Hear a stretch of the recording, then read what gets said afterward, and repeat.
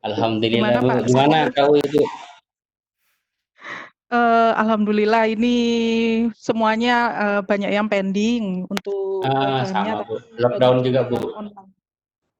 Jadi ini yang masih jalan ini program KKN magang online tapi Pak di Oh, Thailand. online, magang online ya. Ya, kita ngajarnya lewat online begitu. Kami masih sementara discuss Bu dengan beberapa untuk virtual saja Bu. Online juga. Ya, ini semoga COVID-19 ini segera berakhir ya Pak. Mohon maaf Amin. ini tadi suaranya nggak jelas Pak ini. Bener-bener. Sampai si Meo juga bingung ini Bu. Oh ada Pak Sam Hermansyah. Ini Pak Sam ketua KUI-nya Rapang Bu. Bu Paulina. Oh, ya salam kenal Pak Sam. Pak Sam Hermansyah.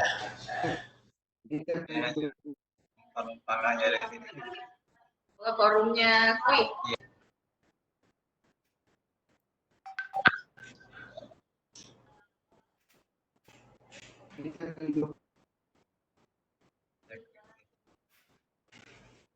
Sambil nunggu yang lain ya Bu ya.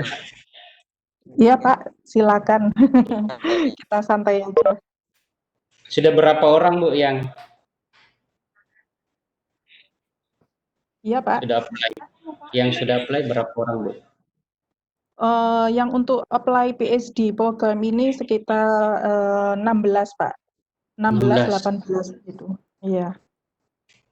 Mudah-mudahan nambah juga dari Unpar Bu. Ntar. Ya, insya Allah.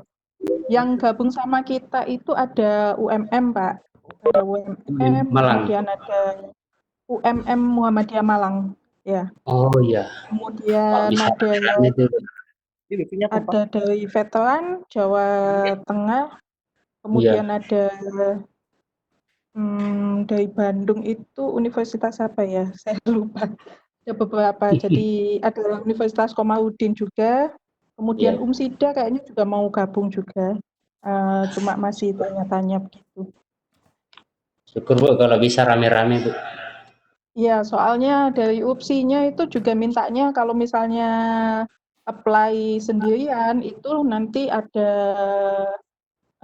mereka programnya full time, Mbak. Jadi wajib Full stay time di ya. sana 1 semester. Iya. Ini banyak ya saya lihat ini ada beberapa yang fresh graduate Bu. Oh, alhamdulillah fresh graduate. Fresh Langsung graduate. PhD. Ya, ini ada beberapa masih fresh graduate.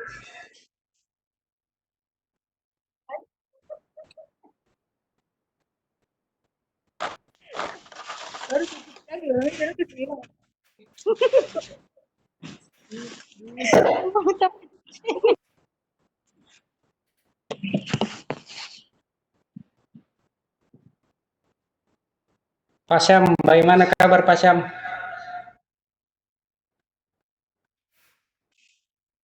Baik-baik. Apa kabar Wah, ini?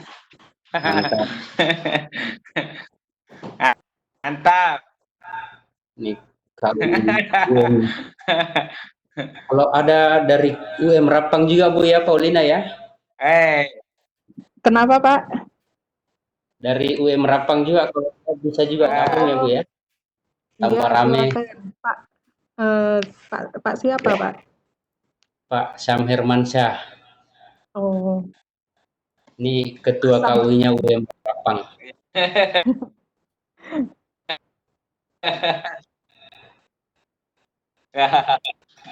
mantap.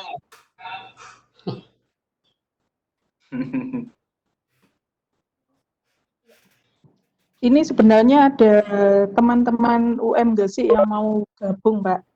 Tapi Oh, kayaknya kesusahan sinyal atau apa ya? ya. Bu Ika, selamat datang Bu Ika.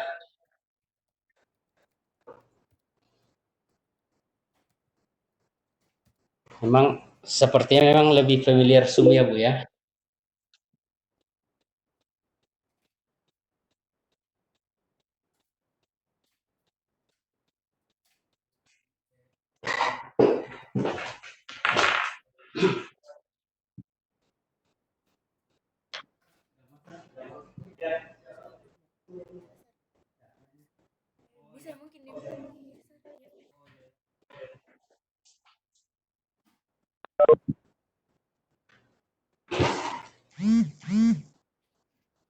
Sudah bisa mungkin dimulai Bu Paulina? Oh, sudah nggih. Ya, Baik, sambil nunggu Assalamualaikum. yang lain Bu ya. Baik, baik.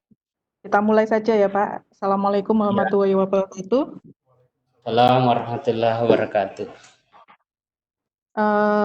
Ini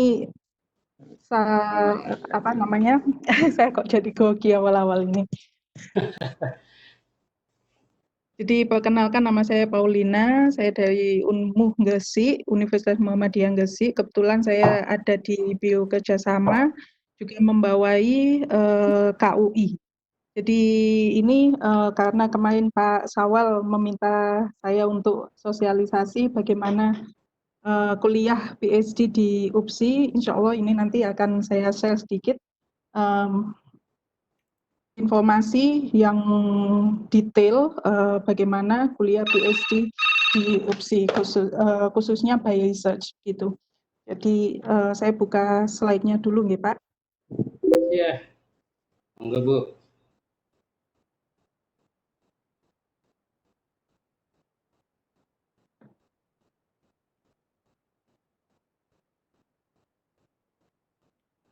Dan juga salam kenal untuk semuanya Bapak-bapak. Semoga setelah penjelasan ini ada yang mau gabung sama kita di UPSI begitu. Kebetulan saya juga ini tahun ketiga saya di UPSI, insya Allah semoga lulus tahun ini begitu. Jadi saya ngambil TESOL, Teaching English as Second Language. Jadi untuk di UPSI ini kebetulan ada beberapa program, yaitu khususnya PhD itu ada beberapa program yaitu offshore, kemudian ada reguler full time yang di sana gitu. Yang saya jelaskan ini adalah PhD by research. Awalnya program ini itu ditawarkan ke kita pada tahun 2016. Jadi kita dulu dengan UPSI ada kerjasama antara UPSI dan Universitas Muhammadiyah se-Indonesia tentang penawaran program ini. Awalnya adalah namanya PhD eksekutif, begitu Bapak-bapak, Bapak dan Ibu. PhD eksekutif, di mana kita kuliah PhD ini secara by research, tidak perlu stay di sana selama 1 semester, tapi kita hanya cukup seperlunya saja datang dengan ketemu supervisor, seperti itu. Nah, mungkin nanti ini yang saya jelaskan ada 3 poin penting, yaitu supervision, progress report, dan mode of study. Jadi ada banyak sekali program PhD, reguler, PhD eksekutif, mainstream PhD, smart PhD, dan lain sebagainya. Jadi yang pertama kali ditawarkan di Indonesia itu adalah PhD eksekutif. Yang total biayanya itu kalau dulu karena angkatan pertama sekitar 3 tahun satu paket itu 35.000 ringgit gitu. Jadi totalnya sekitar 100 jutaan, tapi kita dapat diskon menjadi 25.000 3 tahun. Tetapi kemudian setelah banyak peminatnya, akhirnya PhD eksekutif ini diganti menjadi mainstream PhD. Gitu. Jadi kemarin pada saat saya ke UPSI, ini kita ada semacam deal-dealan untuk mengenai PhD eksekutif ini dan biayanya sangat melonjak jauh, Pak. Jadi sekitar 60.000 ringgit. 60.000 ringgit itu kalau misalnya per rupiahnya itu 3.500. Jadi tinggal dikalikan saja. Tapi karena memang sangat mahal sekali, jadi kita lobby lagi bahwa kita punya banyak mahasiswa yang ingin kuliah di UPSI. Akhirnya dari UPSI menyarankan untuk masuk ke mainstream PhD yang total biayanya adalah sekitar 30.000 gitu. Jadi kita terdaftar sebagai kenapa? Total keseluruhan ya Bu ya? Total keseluruhan itu sekitar 30.000-an. Yang kita ini mendaftar sebagai full time student, tapi kita seperti executive student gitu. Jadi programnya itu yang maunya kita itu wajib stay di sana 1 semester karena ada mata kuliah wajib, tapi karena memang kita rombongan, itu kita hanya boleh stay itu maksimal 1 bulan. Jadi 1 bulan itu memang kita wajib stay di sana untuk pengurusan visa, gitu. Jadi untuk mata kuliah wajib yang diambil selama 1 semester itu, kita bisa padatkan dalam waktu 1 bulan itu. Selanjutnya, setelahnya mengikuti supervisor. Jadi kalau misalnya supervisor membutuhkan untuk ketemu, jadi ya silakan bisa tatap muka ke sana. Atau misalnya mengundang supervisor ke Indonesia juga silakan. Kalau di PSD eksekutif yang dulu itu ada beberapa pertemuan di UPSI, kemudian beberapa pertemuan di Indonesia begitu. Dan biayanya UPSI yang menanggung. Cuman kalau untuk di sini di mainstream PSC ini tidak ada program bahwa supervisor akan ke Indonesia. Kalaupun ke Indonesia mungkin nanti yang menanggung biayanya tiket dan lain-lain mungkin adalah student gitu. Tapi kalau saya sih tergantung supervisor biasanya. Kalau di UPSI itu insya Allah untuk dosen-dosennya, supervisor itu kebanyakan baik-baik. Jadi mereka biasanya nanggung tiket pesawat, tapi mungkin student bisa nanggung akomodasi yang di Indonesia. Kalau untuk supervision, Bapak Ibu seperti biasanya ada 2 supervisor, yaitu penyelia utama dan penyelia bersama. Jadi kalau di UPSI itu mereka selalu mengatakan bahwa PSC is about you and your supervisor. Kalau misalnya Bapak Ibu nanti sudah cocok dengan supervisor, jadi mohon diikuti saja, termasuk penyelia utama, supervisor utama itu. Nah, yang supervisor kedua itu biasanya mengikuti gitu. Tapi kalau misalnya di awal sudah tidak cocok, itu akan ada penggantian supervisor dan itu boleh dilakukan. Karena ya itu tadi, PhD is about you and your supervisor. Jadi kalau sudah ada masalah di awal, sebaiknya segera ganti supervisor. Kemudian sebenarnya di sini kalau Bapak Ibu butuh supervisor yang ketiga itu boleh mengajukan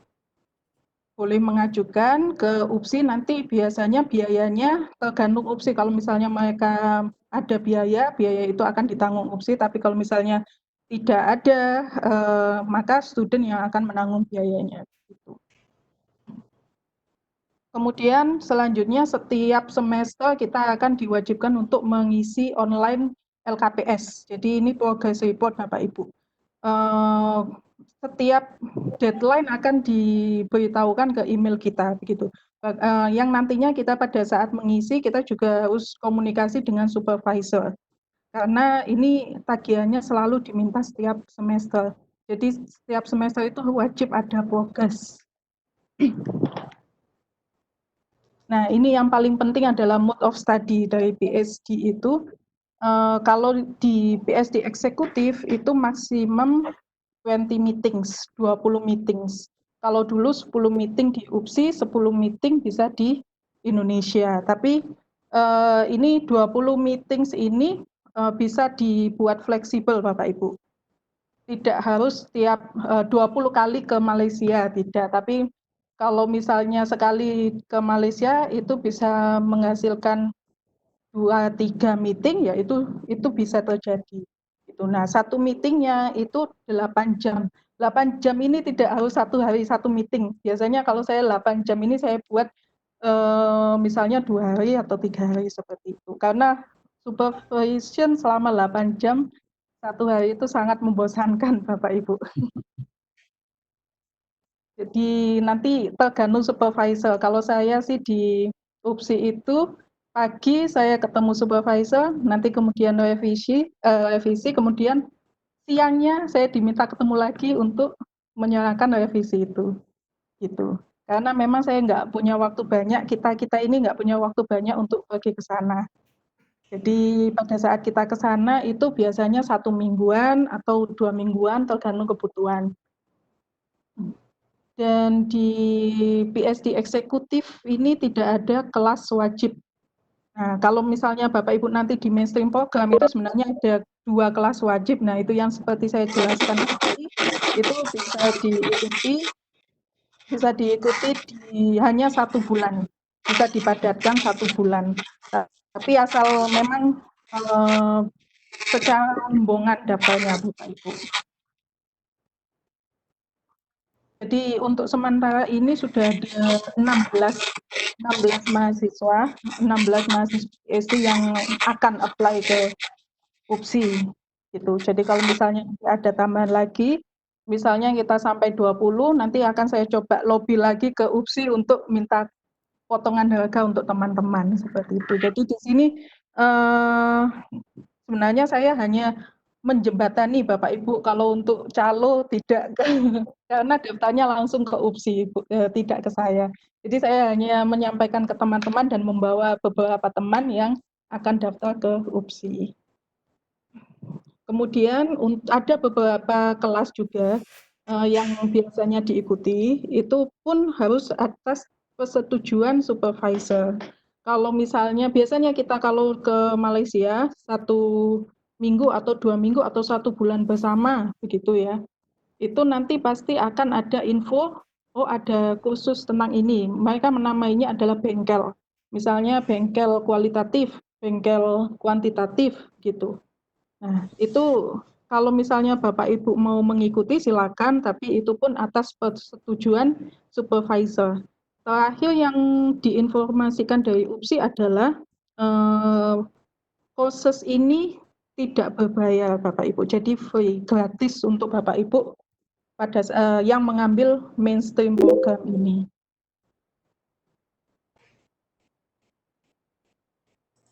Nah, untuk pelaksanaan programnya selama 3 tahun, jadi untuk by research ini Bapak Ibu langsung mulai bulan pertama itu sudah komunikasi dengan pembimbing untuk mulai menulis proposal. Jadi mulai menulis bab 1.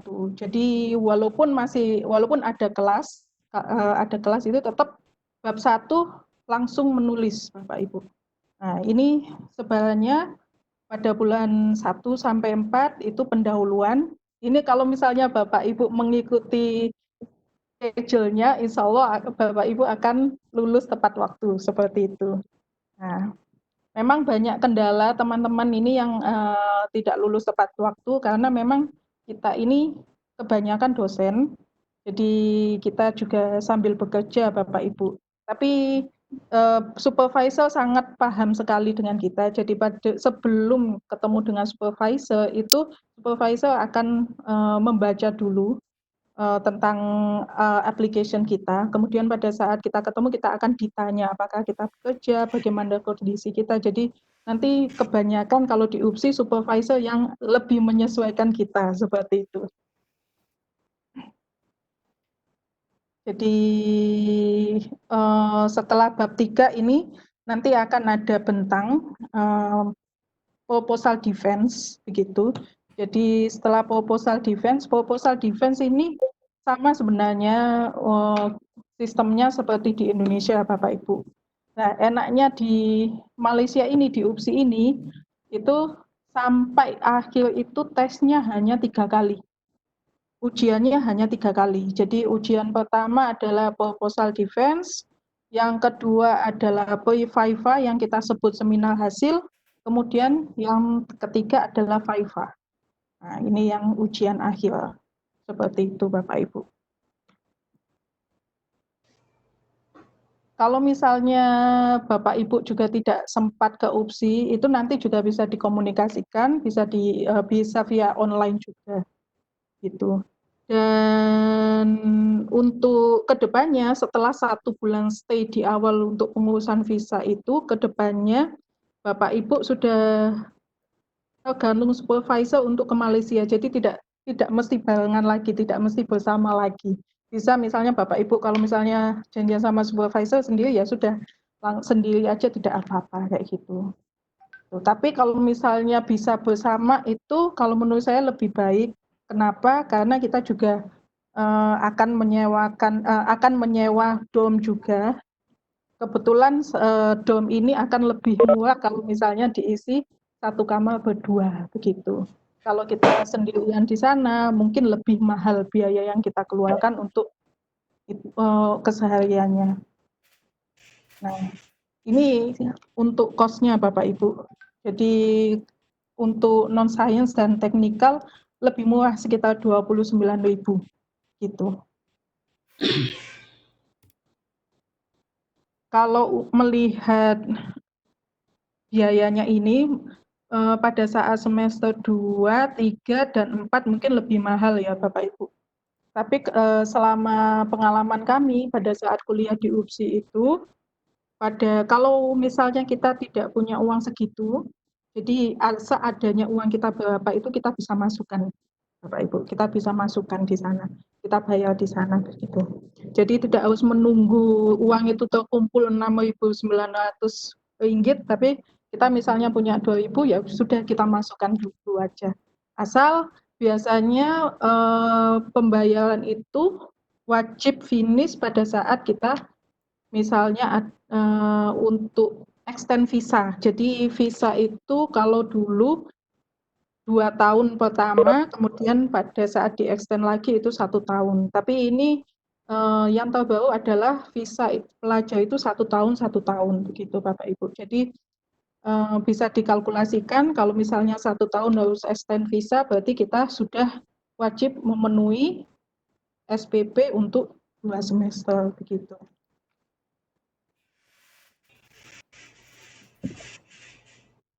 Untuk admission nanti Bapak Ibu bisa melakukannya secara online. Nah, pada saat kita melakukan admission itu nanti saya akan ngelis nama-nama Bapak Ibu, nanti akan saya setorkan ke UPSI siapa saja yang masuk dalam rombongan kita gitu. Karena kalau misalnya tidak ikut dalam rombongan, nanti Bapak Ibu akan dikenai full time student. Jadi full time student yang wajib memang stay 1 semester karena ada perkuliahan wajib. Kemudian intake-nya ada September dan Februari. Kebetulan teman-teman kemarin itu maunya Februari, tapi setelah ada komunikasi lagi, akhirnya kita putuskan untuk intake September ini. Jadi insya Allah yang intake September ini akan ada 16 mahasiswa. Untuk programnya bisa dilihat di portalnya UPSI, di upsi.edu.my. Gitu. Jadi mungkin ini saja yang bisa saya jelaskan, Bapak Ibu.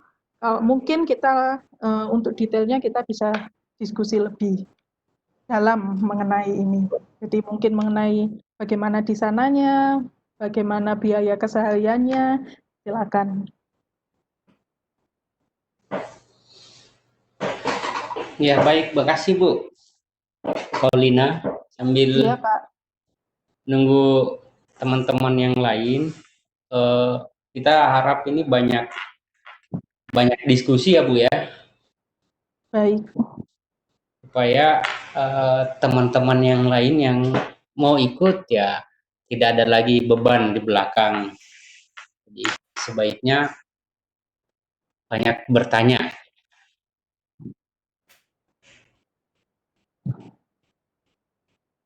Jadi setelah ini Pak, Iya. Kita akan mengadakan virtual meeting dengan UPSI. Kebetulan Iya. memang UPSI itu maunya datang ke Unmung Gresik sekitar bulan April. Tapi karena memang kondisi yang seperti ini, jadi tidak memungkinkan mereka untuk datang. Jadi kita lakukan virtual meeting saja, begitu. Jadi virtual meeting ini nanti lebih menjelaskan detail bagaimana program ini. Jadi kemudian kapan pada saat admissionnya, sebenarnya kemarin diminta admission sudah, cuman saya minta UPSI yang langsung memandu pada saat itu, seperti itu. Kalau misalnya ada teman-teman yang butuh pertanyaan langsung ke UPSI ya kita fasilitasi dengan virtual meeting itu. Iya. Kalau gini Bu, misalnya kan kemarin ada yang nanya ijazahnya gimana ya Bu ya? Kalau misalnya selesai ijazahnya seperti apa? Apakah diakui di Indonesia atau gimana Bu? Ya, ini terkait penyetaraan ijazah ya Pak. Jadi Iya, iya, Bu. sebelum melakukan program ini memang kita sudah bertanya banyak detail juga. Kebetulan yang pernah mengikuti program PhD di UPSI ini sudah sebelumnya, walaupun ada sebelum program PhD eksekutif ini sudah banyak dan itu sudah diakui. Dan kita juga cek ke Dikti juga, insya Allah tetap diakui, Pak. Karena memang Oh, syarat ya untuk penyataan ijazah itu lebih mudah kalau sudah ada alumni, gitu. Jadi karena alumni di UPSI dari Indonesia itu banyak, insya Allah akan lebih mudah. Kemudian visa, Pak, syaratnya juga visa. Ada iya. beberapa teman itu yang agak teledor, Pak. Memang pada saat visa extend itu agak susah. Jadi ada beberapa permasalahan yang mereka hadapi, akhirnya mereka give up untuk apply visa, begitu. Jadi mohon ini nanti jangan sampai terulang pada kita semua ya untuk tanpa visa ke sana. Jadi tetap diurus saja walaupun prosesnya agak ribet pada saat extend karena pada saat penyetaraan ijazah itu nanti dilihat punya visa apa enggak. Kemudian pernah datang ke UPSI apa tidak begitu.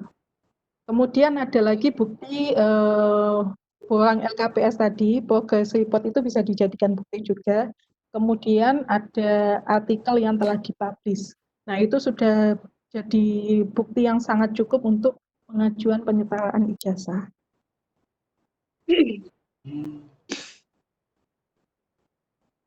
Untuk Ya, artikel Bu itu berapa, Bu? Berapa jumlah artikel? baik.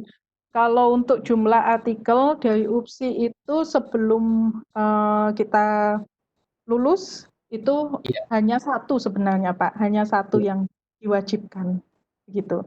Tapi kalau misalnya pembimbing kita minta setiap tahun satu, kita penuhi saja. Sebenarnya dari UPSI hanya satu. Jadi wajibnya cuma satu ya, Bu ya? Iya, Nah, ini Bu ya, kalau misalnya teman-teman ini ada yang mau apply, apakah sudah harus ada proposal ya, Bu ya, sebelum baik. berangkat? Untuk proposal karena itu sudah jadi persyaratan, Pak. Jadi lebih baik ada proposal, tapi proposalnya itu hanya 3 pages, 3 until 5 pages, 3 sampai 5 halaman saja sudah cukup, Pak. Itu Iya. nanti, tapi yang memang itu proposal itu yang sesuai dengan bidang kita yang betul-betul mau kita lakukan di PhD ini. Karena apa? Supervisor di UPSI itu ditentukan berdasarkan topik research kita. Iya, iya, Gitu. iya. Jadi kalau misalnya pada saat kita buat proposal, kemudian mereka sudah menentukan, tiba-tiba kita nggak search sama proposal kita, topik kita. Nah, itu pernah jadi masalah. Nah, yang akhirnya ganti pembimbing begitu. Jadi kalau bisa proposalnya sudah memang itu topik kita yang ingin kita lakukan. Kalau misalnya Bu, ada yang mau ikut, ya Bu ya, Ya, ada contohnya ya Bu ya. Ibu bisa fasilitasi macam contoh proposal seperti boleh. apa. Boleh Pak, nanti saya kirimkan ke jenengan contoh proposalnya bagaimana. Kemudian Ya, persyaratannya itu seperti biasa, jadi ada ijazah dan transkrip S2 tanpa perlu dibahasa Inggris kan Pak, karena kita ini sudah deal, intinya kita sudah di Unmu Gresik itu sudah ada MOU dengan UPSI gitu. ya, Jadi sebenarnya pada saat kita apply di sana itu kan ijazah dan transkrip harus dibahasa Inggriskan, tapi karena kita sudah ada MOU, tidak perlu lagi tidak perlu. diterjemahkan ke bahasa Inggris. Kemudian ada lagi satu diminta kita untuk punya English Proficiency Test. Kalau di Ya, Malaysia itu mereka pakai MUET. Nah, sekali lagi karena kita sudah MOU, jadi kita mau pakai English Proficiency Test dari kampus kita itu insya Allah tidak apa-apa. Gitu. jadi Jadi bisa saja Ibu ya, kami ya. pakai tes yang ada di kampus kami ya Bu ya, Ya, untuk kemarin English. sih saya melobinya begitu Pak, jadi tidak apa-apa begitu. Tapi nanti kalau misalnya kita sudah di sana, pada saat ada program lain misalnya mungkin di matematika, mereka ingin ngetes SMUET, ya silakan dia dilaksanakan. Tapi untuk di awal, untuk saat pengajuan administratif itu tidak perlu sampai tes SMUET di sana dulu. Gitu. Jadi seadanya punya kita itu yang kita pakai.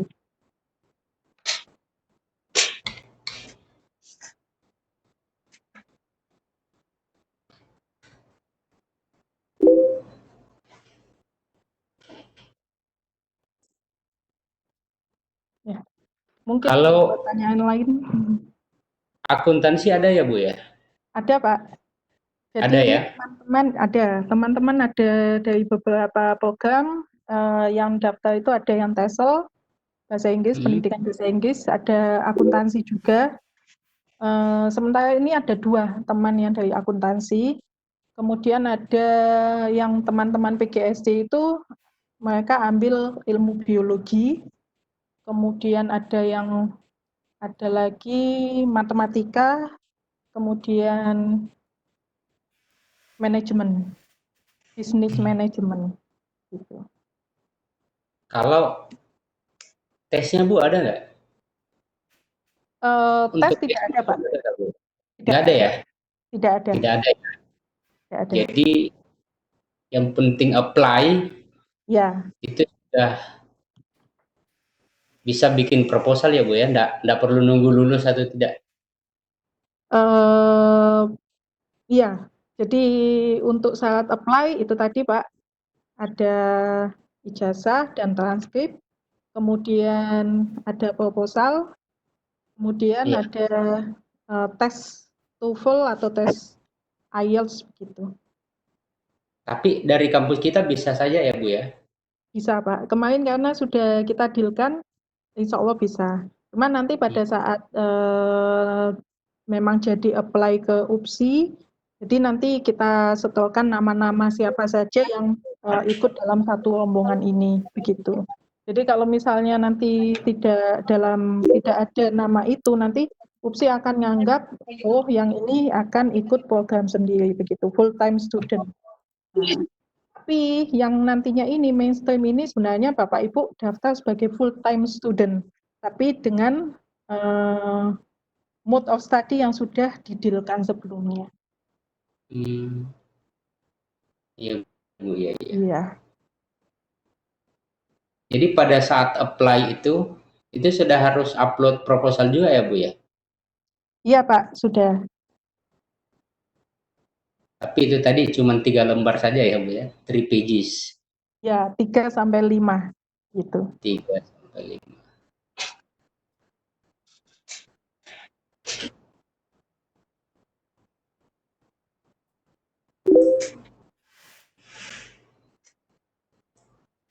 Batas pendaftaran Pak Syawal sampai kapan? Ya Bu Paulina, batas pendaftaran Bu gimana Bu? Pendaftarannya gimana Bu? Pendaftaran ini sudah dibuka, batasnya sebelum September Bu. Jadi kalau bisa terakhir Agustus. Karena apa? Ini dari UPSI ini juga sudah menunggu memang. Jadi kalau misalnya sudah Agustus itu sudah terkumpul semuanya, nanti akan dibuatkan LOE begitu. Tapi ini kita targetnya tidak Agustus, Bu, Juli. Juli ini kita sudah masuk semuanya. Jadi LOE sudah ada di tangan begitu. Karena LOE ini yang kita butuhkan untuk izin ke universitas.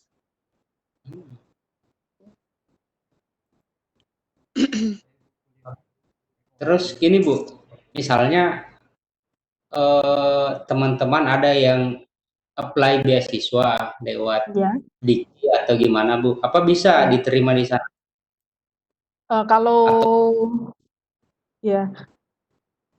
Kalau misalnya apply beasiswa, untuk beasiswanya apa dulu ya Pak? Misalnya LPDP ya Bu atau Budi. Mungkin bisa dicek dulu apakah UPSI ini masuk jangkauannya LPDP. Oh iya ya Bu ya, yang di listnya LPDP ya Bu ya. Iya. Kalau biasanya itu dari Malaysian Saya lupa nama beasiswanya, intinya MIS itu beasiswa MIS. Jadi Malaysia yang offer untuk kita semua. Itu yang biasanya di apply oleh teman-teman. Oh ya, bisa Namanya nanti Bu MIS. kirim, Itu mungkin ada bisa UPSI juga. diketik linknya Bu ya. Boleh nanti saya share juga. Coba Jadi nanti, diketik linknya Bu ya. Siapa tahu teman-teman ini supaya tapi sambil yang apply untuk kuliahnya baru saja juga tutup, bisa Pak. apply untuk beasiswa Bu ya. Ya, yang MIS ini kemarin sudah tutup, Pak. Mungkin kalau misalnya mau apply lagi itu bisa tahun depan begitu. Tahun depan Bu. Ya, Itu biasanya bukanya dari kapan Bu? MIS ini biasanya awal tahun, Pak. Gitu. Awal tahun. Iya, awal tahun. Jadi kalau misalnya memang bedanya adalah kalau misalnya dengan beasiswa MIS ini kita memang sudah full time student ya, Pak ya. Jadi tidak bisa ikut program yang PhD yang eksekutif ini.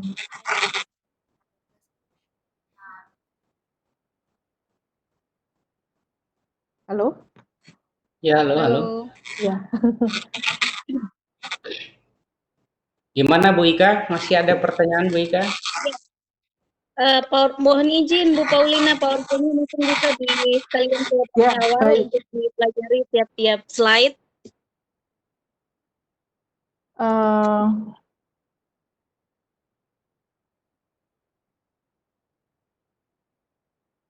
Mulai dari Dari mana Bu Ika? ini sebenarnya yang paling lebih penting. Jadi mulai mode of study ini maksimal 20 meetings, Bu. Dengan tadi yang living cost. Kalau untuk living Ya, ini. cost, ini hanya apa namanya tuition fee, Bu. Ini tuition fee. Kalau untuk living cost belum saya masukkan sini. Jadi untuk Belum ya. living cost, ya mungkin saya kasih sedikit gambaran aja. Kalau misalnya ke UPSI, nanti pastinya kita akan sewa kamar, gitu, sewa bilik.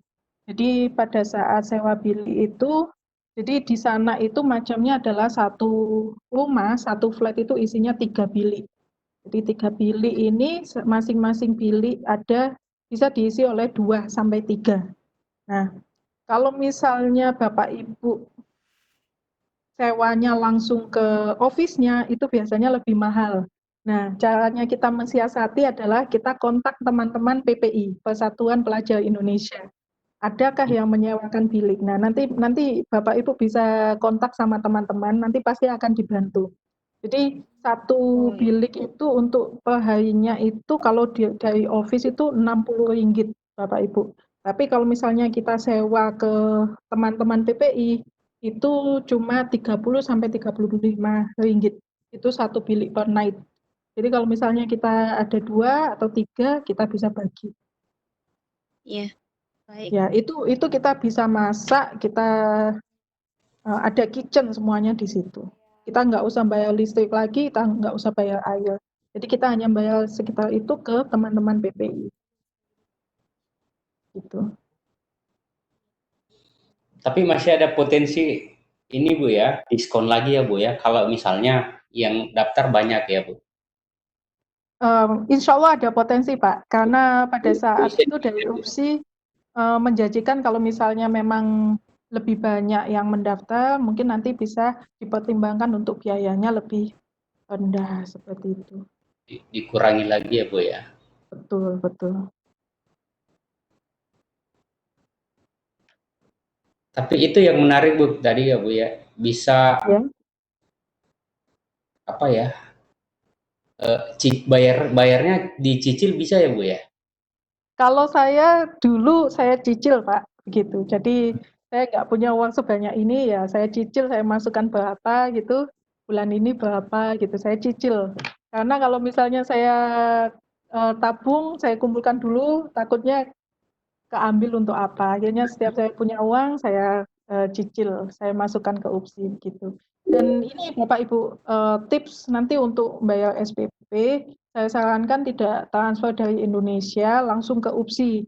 karena charge-nya banyak sekali. Jadi waktu itu saya transfer itu sekitar 26 juta itu biaya 1 tahun waktu itu, charge-nya itu 3 juta Bapak Ibu. Jadi 3 juta itu sama dengan tiket PP ke sana kalau dari sini dari Surabaya. Jadi kalau misalnya mau bayar SPP nanti Bapak Ibu bawa aja ke sana, itu walaupun memang ini masih tradisional sih, tapi itu lebih menghemat Bapak Ibu.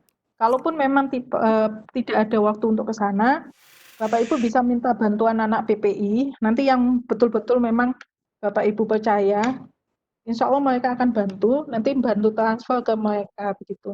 Dengan charge yang tidak sebanyak pada saat kita transfer langsung di UPSI. Nah, kemudian pada saat apply visa Bapak Ibu, pada saat apply visa itu juga ada persyaratan untuk biaya yang harus ditransfer. Nah, saya sarankan lagi jangan mentransfer dari Bank Indonesia Bapak Ibu, gitu. Karena teman-teman ini tahun kemarin sebenarnya itu dapat masalah pada saat transfer dari Bank Indonesia ke sana. Saya tidak tahu apakah masalahnya di petugasnya atau apa, cuma ini sebagai pengalaman saja, kalau bisa ya langsung ke sana atau transfer pada saat di Malaysia begitu. Nanti untuk rekening banknya bisa pinjam teman-teman PPI. Insya Allah Bapak Ibu nanti akan ketemu banyak teman-teman dari Indonesia yang baik-baik yang akan menolong kita. Gitu. Karena mereka selalu akan memfasilitasi new students. Itu banyak yang UPSI ya Bu ya? Iya, kalau UPSI itu sebelumnya itu banyak sekali mahasiswa dari Aceh Pak. Untuk tahun ini mahasiswanya yang paling besar itu dari NTB, NTT gitu. Itu program master atau apa ya Bu? Dua-duanya Pak, master dan Master dan PhD. PhD. Ya. Oh Nanti iya Bu. kebanyakan yang bantu kita itu anak-anak master gitu.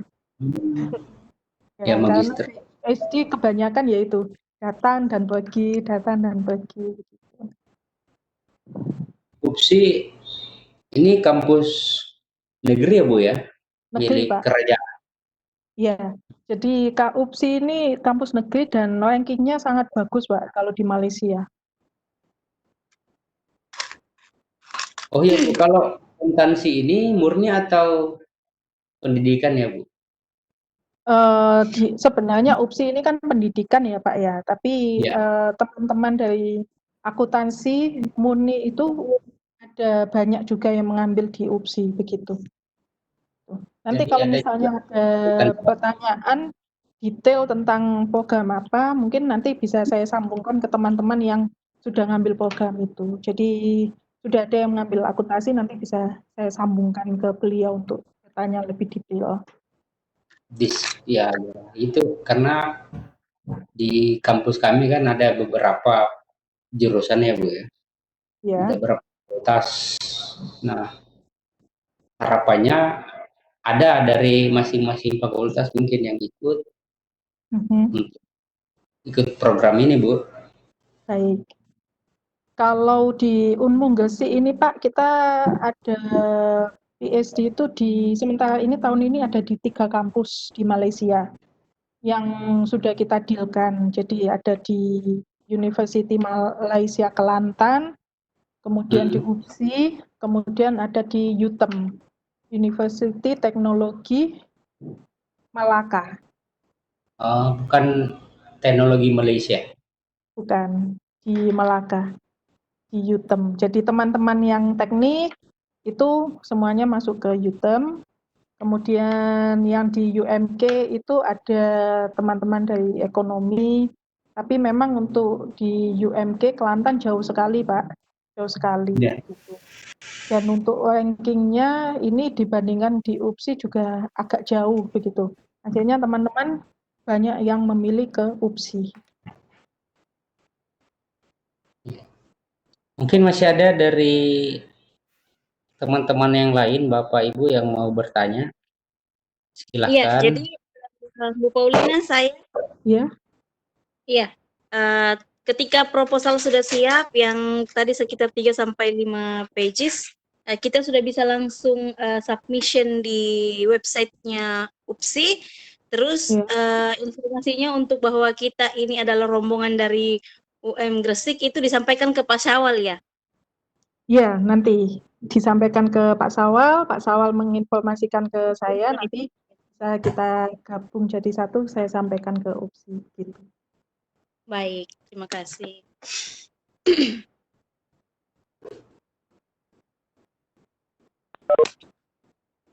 Ya, ada lagi yang lain yang mau bertanya? Bisa di chat saja kalau misalnya malu-malu, ya enggak apa-apa di chat saja, nanti kita teruskan.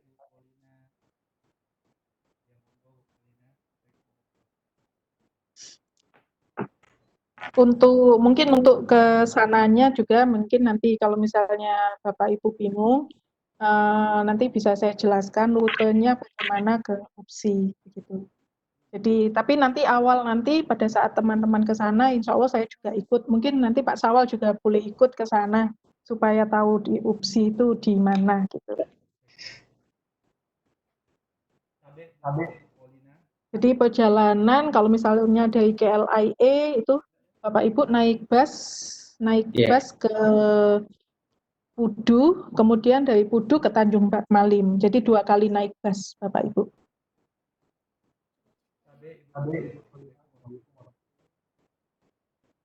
Suaranya Pak Yusran. Ya, Assalamualaikum warahmatullahi wabarakatuh. Waalaikumsalam. Saya Bu, yang salah satu dosen di Paripurna. Tuhan jelas, Pak. Prodi akuntansi Bu.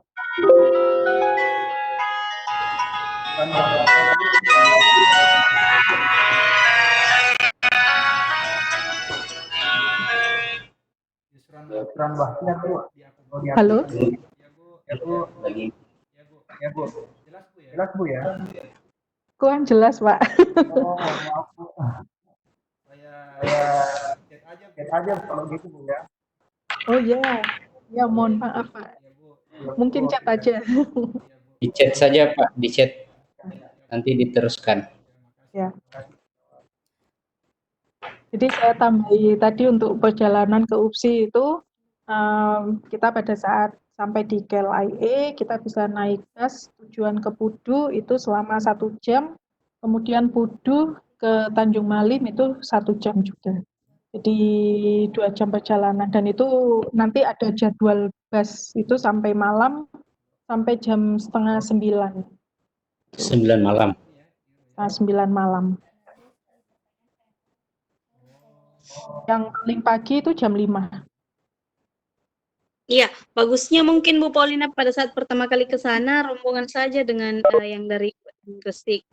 Baik. Gabung semua insya Allah. Ya, kita gabung semua insya Allah. Semoga Takutnya bisa ke sana. Insya Allah gampang Bapak Ibu. Janjian ketemu di KL saja ya Bu ya. Ya, boleh. Janjian ketemuan di KLIA. Biasanya kalau dari Surabaya itu ke KLIA 2, Pak.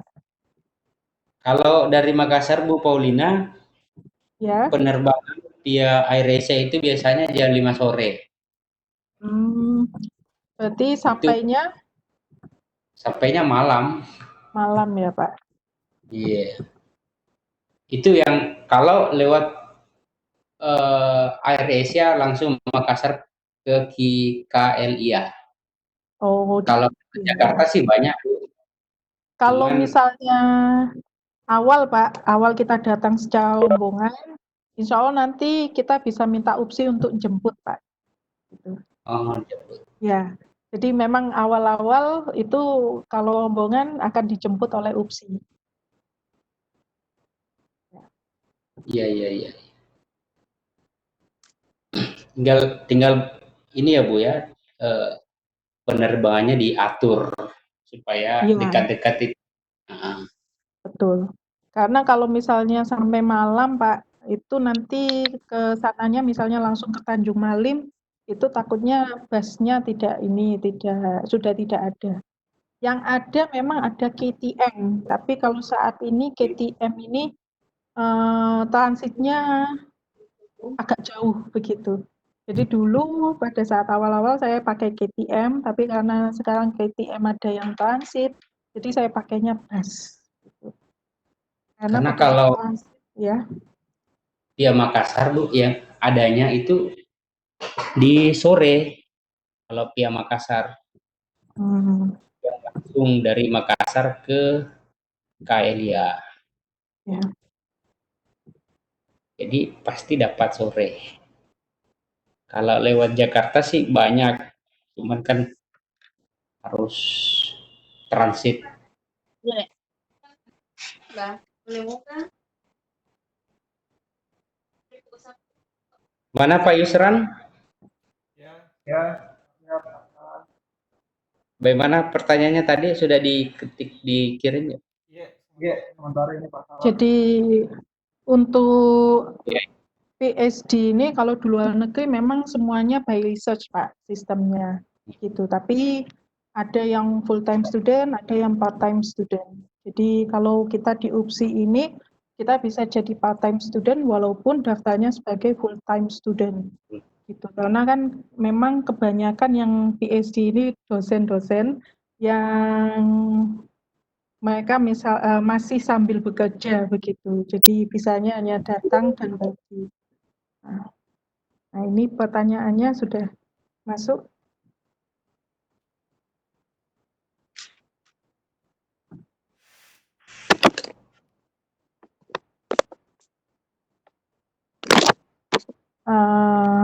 Bapak untuk kontak dengan mahasiswa yang studi khusus akuntansi, insya Allah nanti dengan Bu Nunung akan saya share kontaknya. Gitu.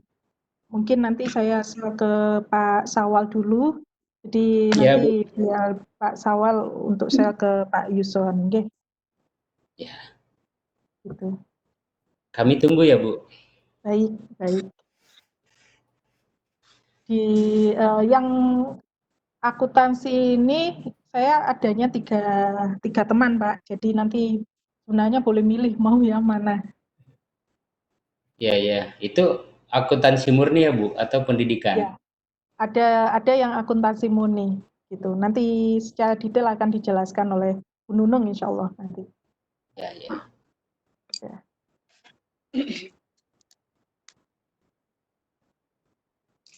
Ayo ada lagi teman-teman, Bapak Ibu. Bagaimana Pak Syam? Ada pertanyaan Pak Syam? Pak Syam Hermansyah, monitor. Saya lagi satu pertanyaan Pak Syawal. Oke, lanjut Ibu Ika. Ya. Paulina, untuk penentuan Ya, supervisor, apakah ya. itu disesuaikan dengan interest tadi ataukah mahasiswa boleh memilih dengan beberapa pertimbangan dari senior-senior mungkin yang sudah ada di sana? Baik, Bu. Untuk program saya dulu itu sebenarnya ditentukan dari proposal kita, interest of study kita. Jadi dari proposal yang kita ajukan itu topiknya bagaimana, itu nanti UPSI akan mengarahkan ke supervisor siapa. Kemudian sebenarnya ada lagi, yaitu kita boleh memilih siapa, kita mengajukan siapa, kalau misalnya kita sebelumnya sudah ada kontak dengan beliau, begitu. Nah, nanti beliau yang akan membantu di fakulti bahwa oh ini calon mahasiswa ini nanti akan dengan saya seperti itu. Baik, baik. Jadi kalau misalnya Bu Ika kenal dosen UPSI siapa, kemudian dirasa cocok untuk jadi supervisor, nanti boleh meminta dosen tersebut untuk mengajukan Bu Ika. Gitu. Baik, baik Bu. Ya.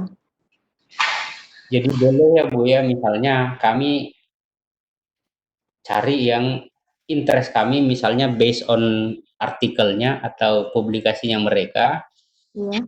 serta tarikan judul itu, kemudian kami apply untuk jadi mahasiswa bimbingannya Bu ya. Boleh Pak. Kemudian nanti pada saat proses bimbingan juga karena kita ini international students, kalau di UPSI itu sangat Kalau bahasa Jawa sangat diopeni, sangat diperhatikan Bapak Ibu gitu. Jadi pembimbing kita nanti kalau misalnya kita menghilang, kita itu akan di WA, akan dikontak. Jadi untuk mengingatkan kalau misalnya kita tidak menyalakan progress report atau kita tidak update mungkin dalam waktu yang lama, seperti itu. Itu pengalaman kami. Jadi pengalaman kami itu kebanyakan kami sebagai mahasiswa yang dikontak pembimbing daripada kami yang mengontak pembimbing, begitu. Berarti Ibu sering-sering dapat ini ya Bu ya? Dapat Kebetulan begitu Pak. Jadi nggak hanya saya sebenarnya. Makanya dari itu kami itu kalau misalnya tidak mengerjakan itu kita malu sendiri. Waduh, pembimbing ini sangat baik hati. Bahkan kebanyakan pembimbing kita itu memang untuk personal approach ke kita itu bagus semua. Kita itu sering diajak makan malam, kita diajak untuk ke rumah beliau, begitu. Kita diundang di mana, diperkenalkan dengan siapa, seperti itu Bapak Ibu. Jadi bahkan kita sampai diantar jemput pulang, berangkat oleh pulang supervisor. diantar. Itu supervisor di sana, tipikal supervisor di sana. Wow. Full service ya. Bisa dicontoh itu coba. Kenapa Bu? Supervisornya Iya, Bu. baik sekali. Iya, kebetulan supervisor saya juga termasuk tipikal yang seperti itu. Jadi saya selalu diajak makan setiap saya datang, dijemput, bahkan diantar pulang seperti itu. Jadi kalau di Indonesia ini kayaknya kebalik. Ya, sepertinya Supervisor terbalik yang di iya. Malaysia. Jadi supervisor yang antar jemput saya, Pak. Padahal sudah saya tolak sebenarnya. Saya sudah tolak, kemudian beliau yang mengungkapkan alasan. Nanti kalau kamu datang sendiri, kamu akan naik bus dan butuh waktu lama. Saya jemput saja seperti itu. Biasanya begitu alasannya. Satu lagi, Bu. Baik. Ya. Ini cuma saran saja. Misalnya nanti sudah ada nama-nama dari UM Parepare yang dikirim Pak Syawal ke Ibu Paulina. Mungkin bisa difasilitasi dengan dibuatkan satu grup khusus yang batch 2020 begitu, supaya kita tidak kehilangan informasi. Ya, baik Bu. Insya Allah kami fasilitasi. Insya Allah nanti akan kita buatkan satu grup, jadi Ya. supaya ada update gitu. Karena kita selalu mengupdate Bu. Gitu. Ya. Karena sampai saat ini saya masih kontak dengan Puan Zarina. Jadi Puan Zarina ini bagian admission. Bagaimana nantinya kita ini diadakan virtual meeting untuk admission itu. Gitu. Betul. Jadi kita ada pertanyaan lagi nggih Pak? Kalau studi di sana setiap perkuliahan atau kelas wajib berbahasa Inggris ya. Nah, untuk bahasa ini Bapak Ibu kalau misalnya langsung dengan penyelia itu misalnya Bapak Ibu tidak bisa bahasa Inggris, nanti bisa dikomunikasikan saya tidak bisa bahasa Inggris jadi pakai bahasa Melayu bisa. Tapi kalau untuk disertasi itu ada 2 pilihan bahasa. Kalau yang bahasa Inggris otomatis pakai bahasa Inggris, tapi kalau yang non TESOL, non bahasa Inggris itu ada 2 bahasa, bahasa Inggris dan Melayu.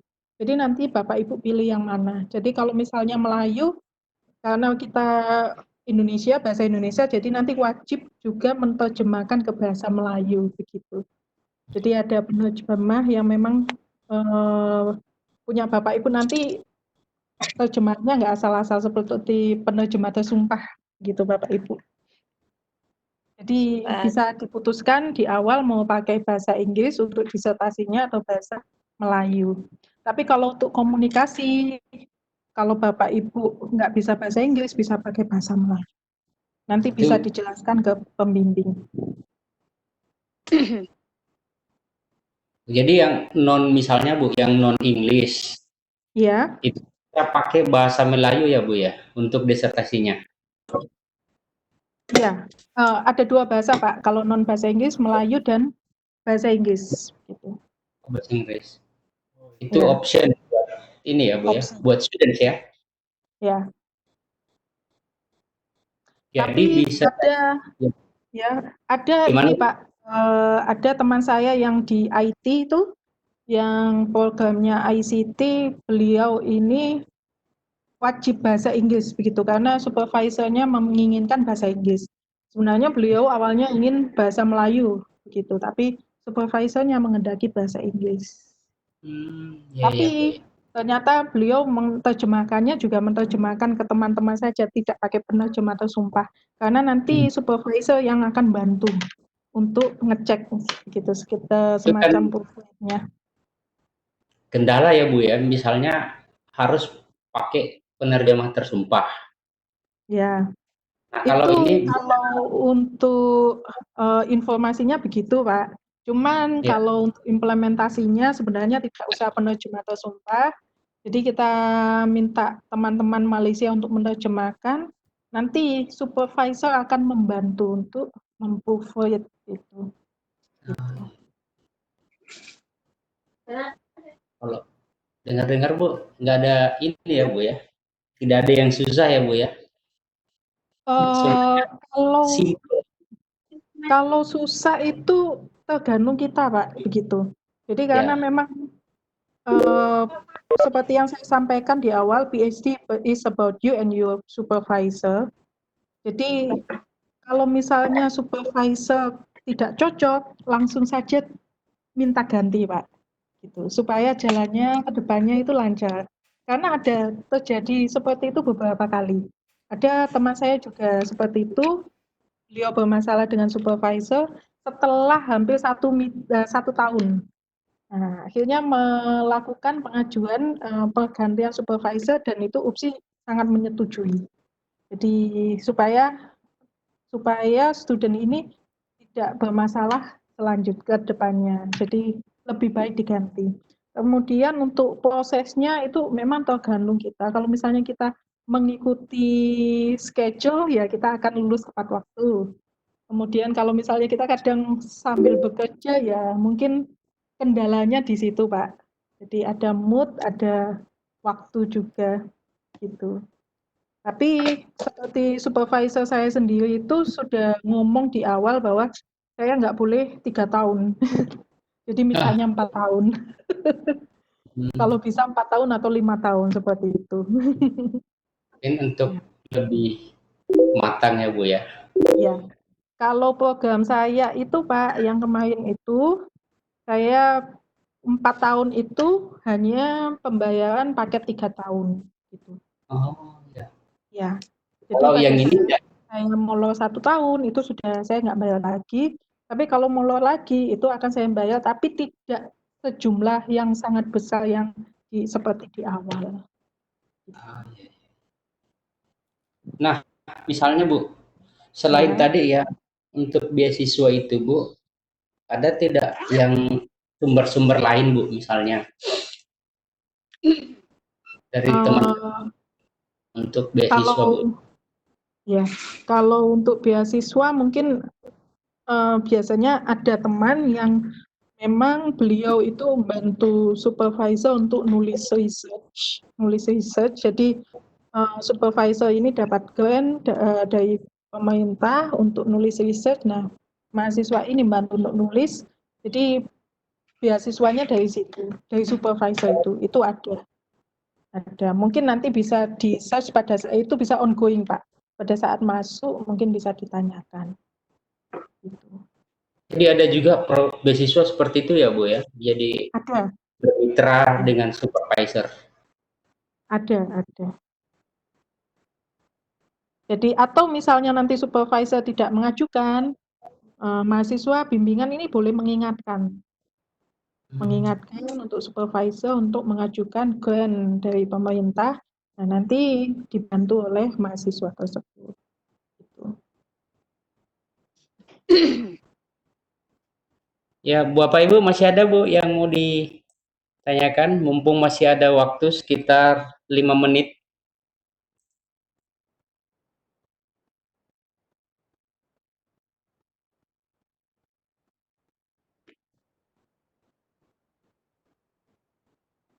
Halo Bapak Ibu, masih ada yang bertanya? Masih ada waktu sekitar 5 menit.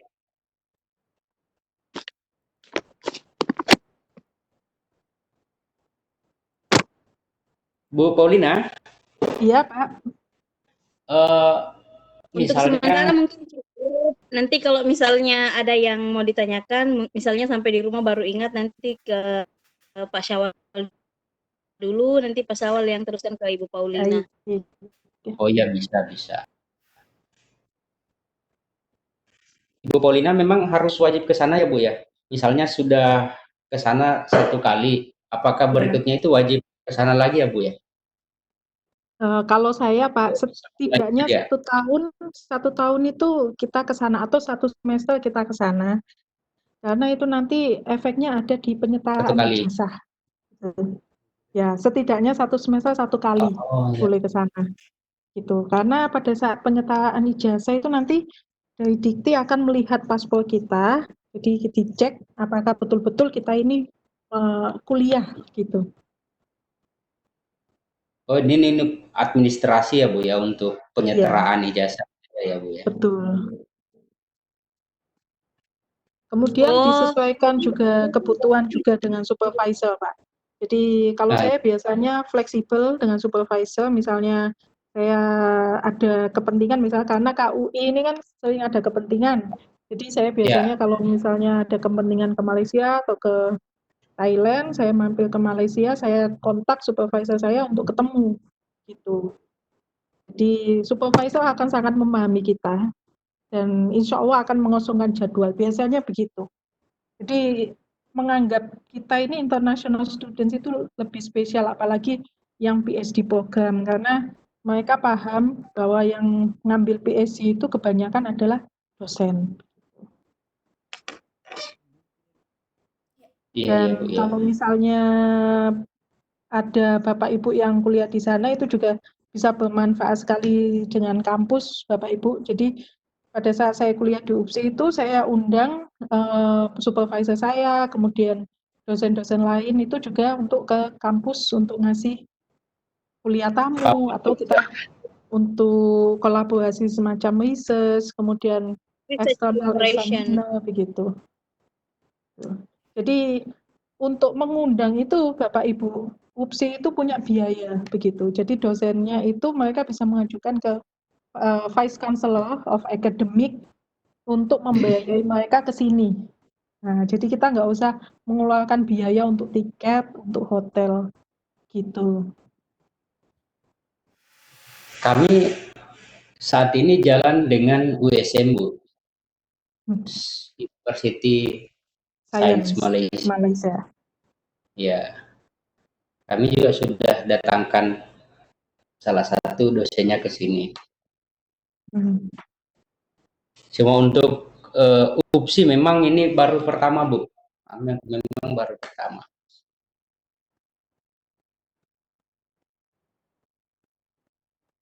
Baik Pak, bisa diawali dengan UPSI karena UPSI secara ranking itu juga bagus sekali.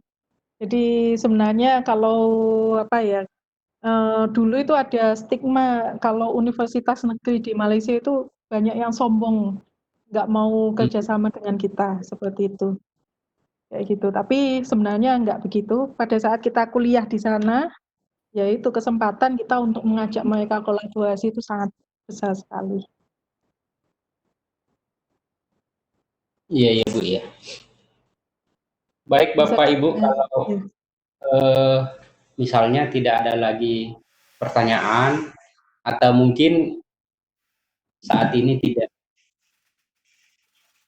tidak ada di pikiran Bapak Ibu, nanti bisa japri ke kami di KUI, nanti kami teruskan ke Ibu Paulina Molan, Siap. atau kami apa diskusikan dengan teman-teman di KUI yang lain ya Bu ya, Bu Paulina ya. Baik. Ini sebenarnya banyak WA yang masuk ke saya, Pak, untuk join. Ternyata memang banyak teman-teman yang salah lihat, karena kan kita biasanya kalau misalnya jam 14 WITA, kan di sini kan Ya. jam 1. Nah, ini Oh, iya Bu. salah Ya. lihat semuanya. Mungkin ke Ya, depan nanti agak diperjelas itu UIB dan UIT-nya ya Bu ya. Dan mungkin pertemuan kita lagi nanti dengan UPSI langsung, Pak. Ya, Gitu. berharap Jadi, begitu, Bu. ya. Sudah ada bekal Insya untuk ketemu langsung dengan pihak UPSI.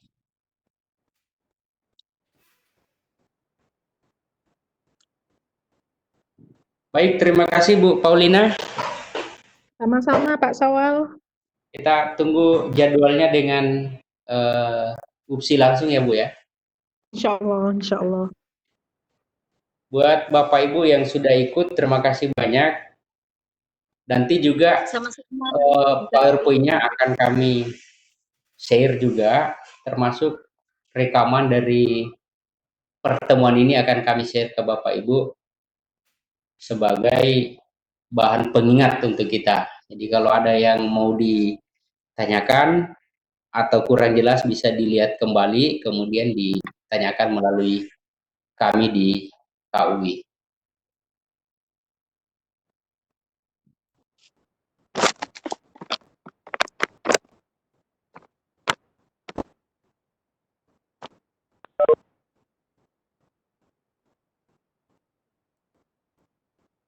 Saya kira cukup ya Bu ya, Bu Paulina. Insya Allah cukup Pak. Nanti kalau ada pertanyaan lagi bisa langsung ke saya juga boleh. Ya, oke, baik. Makasih Bu. Kita tutup. Sama-sama. Assalamualaikum warahmatullahi wabarakatuh. Waalaikumsalam warahmatullahi wabarakatuh. Mungkin host mau bikin foto bersama. Waalaikumsalam warahmatullahi wabarakatuh. Ya host, mungkin mau ambil screenshot.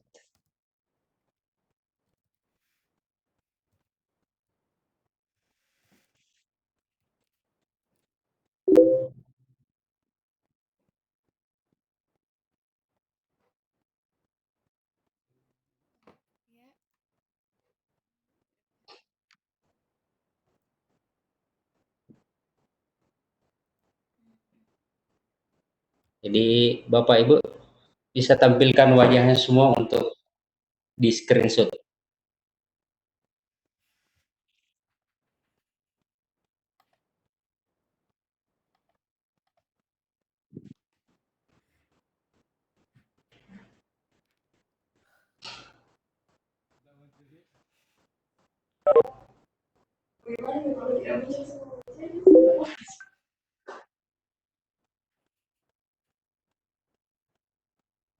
Ya.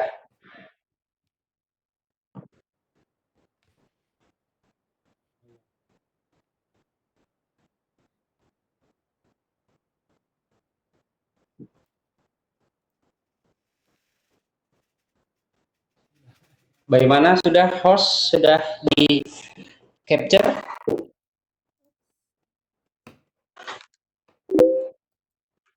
Oke, baik Bapak Ibu. Terima kasih. Kita akhiri alhamdulillahirabbil alamin. Assalamualaikum warahmatullahi wabarakatuh. Waalaikumsalam.